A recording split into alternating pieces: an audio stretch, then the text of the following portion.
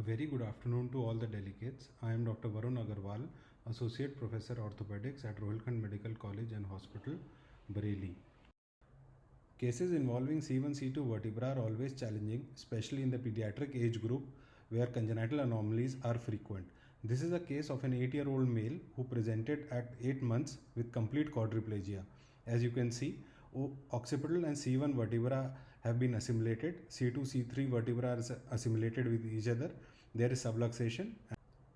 There is basilar invagination, as is quite apparent on this CT scan, and when we did the CT angiogram we can see that the vertebral artery is overlying both the joints on both the sides. So these are the traditional options for open surgery. We could go in for a transoral odontoectomy, a Goel-Harms fixation, a DCR technique, and there have been some endoscopic minimally invasive options have been described, as in this case of an endoscopic endonasal odontoectomy, an endoscopic endonasal transclival transodontoid, an endoscopic transoral excision of the odontoid has also been described, and all these approaches have their own sets of complication as one has to go through the natural flora of these areas. A minimally invasive approach using tube retractor has been described in this paper by Yao Sen and al., wherein they used a specially modified tube retractor with a cut through the retropharyngeal approach for odontectomy. So this is how we approached the case. The patient was laid supine, the head was fixed in a radiolucent Mayfield frame, and a retropharyngeal approach was chosen. We used a single channel regular transforaminal endoscope in this retropharyngeal approach, wherein a tracking frame was attached to the endoscope, as you can see in this picture. And you can see how the navigated endoscope is being used to do the odontoidectomy. And this is how it looks like.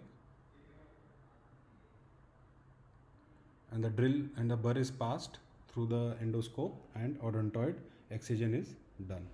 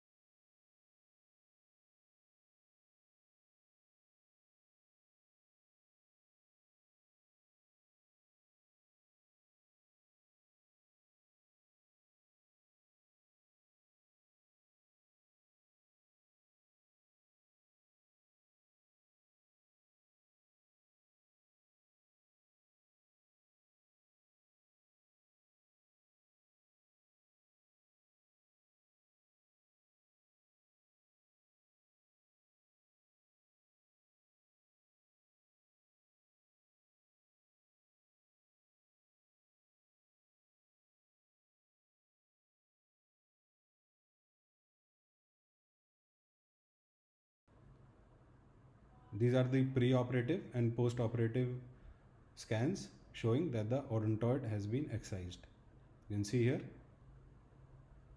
this is the lateral view. You can see odontoid excision has taken place, and later the patient was in another sitting, was fixed posteriorly. So this is the 20th day post-operative follow-up, and you can see that the patient is recovering well.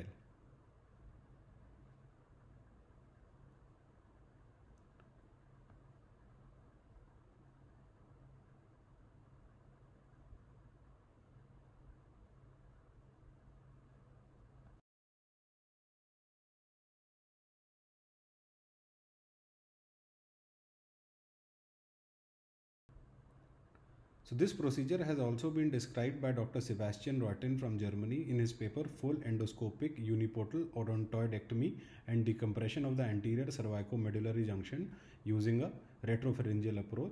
Also in this paper, again by Dr. Sebastian Rotten, the similar procedure has been described in cadavers. And in this original article, again by Dr. Sebastian Rotten, a full endoscopic uniportal retropharyngeal odontoidectomy for anterior craniocervical infection. He has undertaken a similar approach but without navigation. In conclusion, acute or progressive myelopathy may necessitate direct anterior decompression of the CV junction and odontectomy. And this retropharyngeal approach can offer a sterile and direct route to the CV junction, and this full endoscopic uniportal surgical technique is sufficient and minimally invasive method with known advantages. Thanks a lot for a patient hearing.